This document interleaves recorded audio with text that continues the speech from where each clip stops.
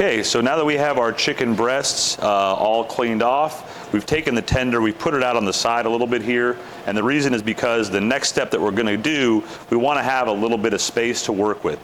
We'll take the flat side of our mallet. You can also use anything heavy like a rolling pin if you have that at your house. And we're just gonna start with the thickest part of the chicken, not too hard. We're not angry at the chicken, we're just trying to flatten it, okay?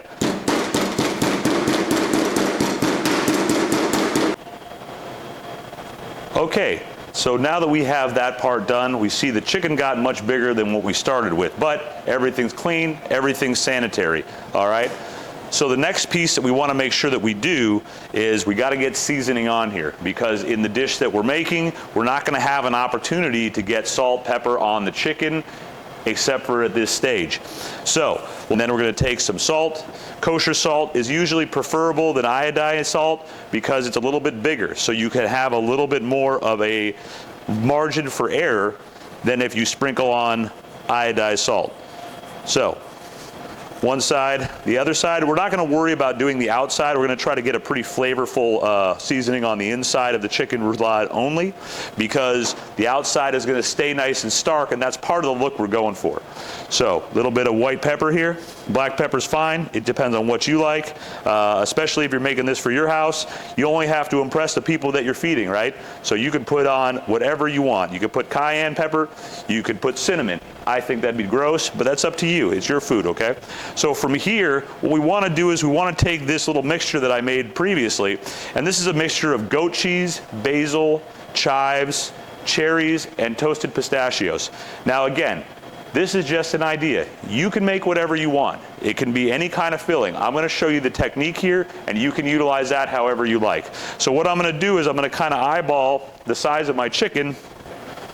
So from here, you can kind of see the interior, all right? We have some nice sour cherries, the herbs, and the pistachio nuts. And so we're gonna lay one of these down kind of right in the center of our chicken, and we're gonna kind of utilize that for the next step in a second, okay? Now, key to this dish is gonna be that we don't have too much overlay. So in other words, we wanna be able to get the chicken kind of all the way around the cheese so it stays encased. But if that doesn't work, not a big deal, because we're gonna cook the whole thing rolled up in plastic, and that is going to kind of keep everything together, okay guys? So don't worry too much about that. So I'll kind of eyeball this and look. All right, I'm gonna need about a quarter of this off, like so, and we'll save that for something to snack on later, okay? I'm gonna drop this one right here, okay? Just like that. And then we're gonna take our knife and I'm gonna split this plastic in half so that way I can roll up inside the plastic and I'm not wasting anything, okay? So there you go, nice and separated, okay? We have one, we have two. And so what we're gonna do here is we're gonna kind of spin this whole thing around a little bit, and then I'll show you kind of how we do the roulade, okay? We're gonna pick this up and we're gonna lay this down like so, okay? So from here, we wanna make sure that we have enough space to do our work, all right? So we're gonna take the plastic wrap, we're gonna kind of fold that chicken over, okay? And we're gonna use the plastic wrap as kind of our barrier to shape, all right? So we're gonna fold this guy in a little bit like so, and this guy will kind of go in like that. And you can see that the cheese is almost disappearing, okay? And then from here, using our hands kind of tight, we're gonna kind of roll with a little bit of backwards pressure towards ourselves and the rest of our pressure rolling forward, okay? Till we have that, all right? Now from here, you pinch the edges, pick it up, you roll it away from yourself, and you pinch the edges again. We're gonna repeat that process a couple of times here until we kind of have a nice little cylinder, all right? So here you go, let it go, roll it up, pinch it so it doesn't become unrolled again, and then one more time like so, okay? So now you guys can see, we know the cheese is in there, but like a magician, you don't see it anymore, okay?